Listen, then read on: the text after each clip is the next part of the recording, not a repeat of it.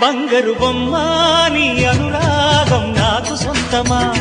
అల్లరి కన్నాయి అనుమానం నీకు న్యాయమా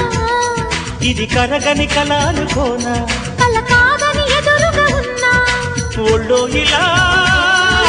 వాలిన పెన్నిధి వద్దనగలనా వెయ్యేళ్ళిలా నీ పద సన్నిధి స్వర్గమిలగనా